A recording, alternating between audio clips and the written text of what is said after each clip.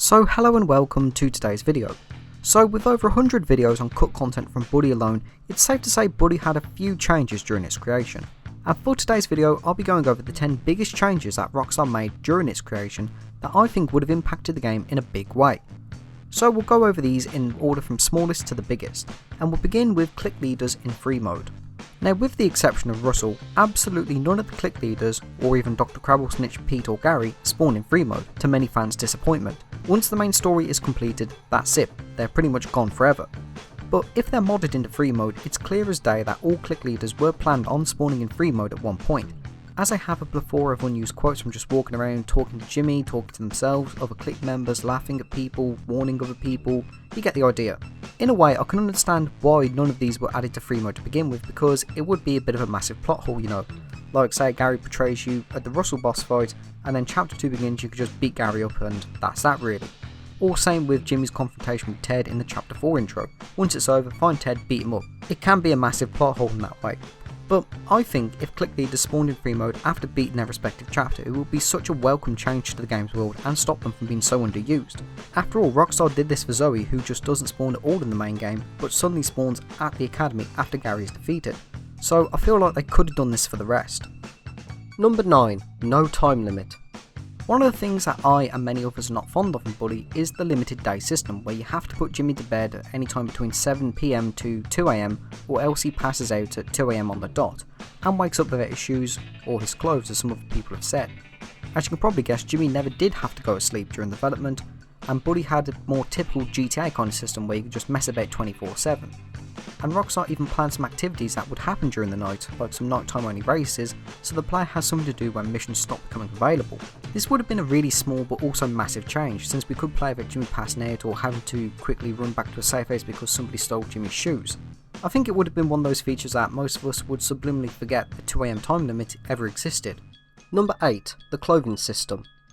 In the file cloths.dat, it lists varying warmth levels for Jimmy's clothes, from bare to hot, and interestingly, it's still somewhat used in chapter 3, where if you make Jimmy wear summer clothes and have him stand still, he'll just shiver and lose some health, possibly implying something like hypothermia if he's standing half naked in the middle of the snow.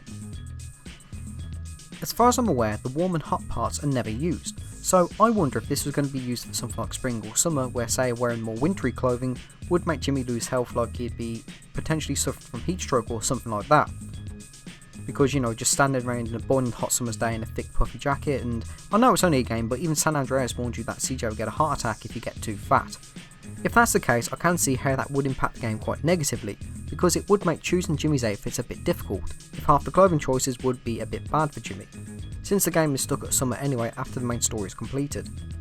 The reason I think it still exists in chapter 3 is because winter is only visited once, and most people aren't just standing around without barely any clothes on during the blizzard. Number 7. Underwater swimming.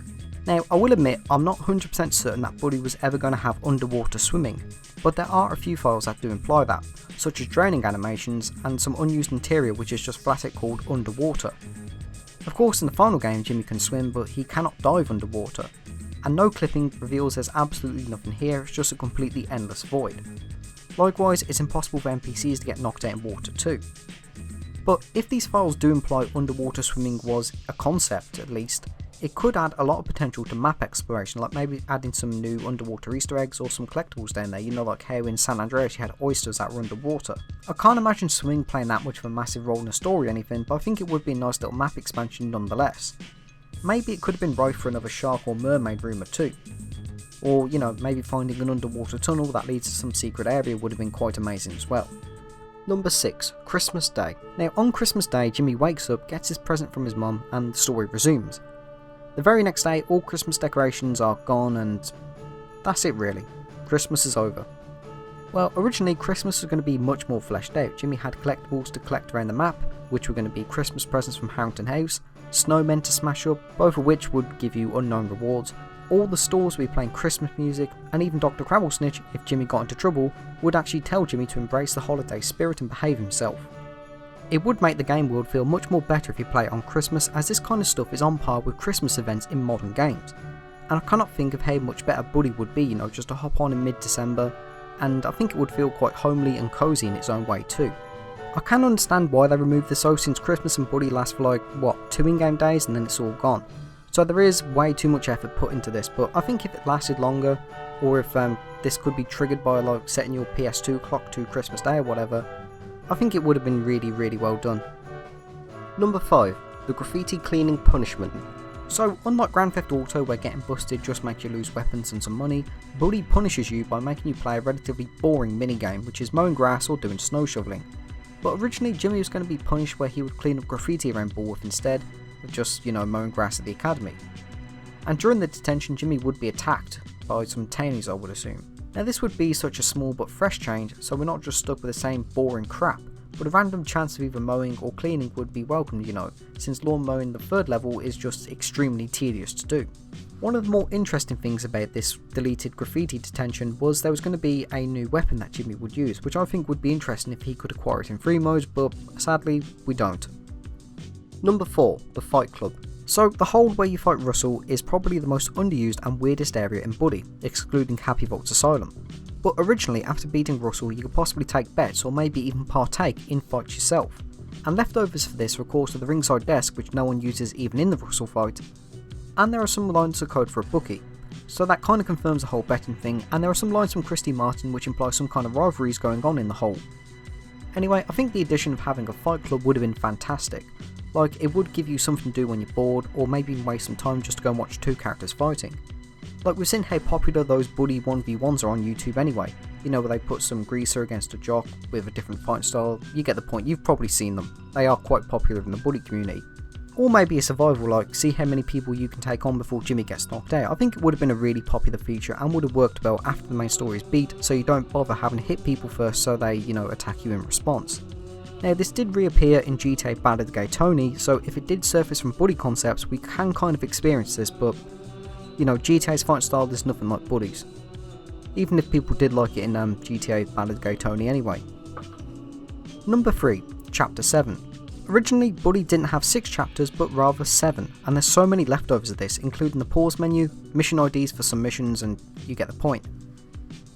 I don't think I need to elaborate too much on why I think having a 7th chapter would have been a monumental change, but I'll do it anyway. The fact it exists and there's so many mission markers already asks so many questions like, did Final Showdown have an alternative outcome? Like, did Gary get away?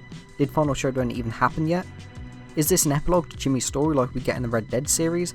Like, what's going on in this chapter if Jimmy's in Bullworth Vale for the famed missions at least?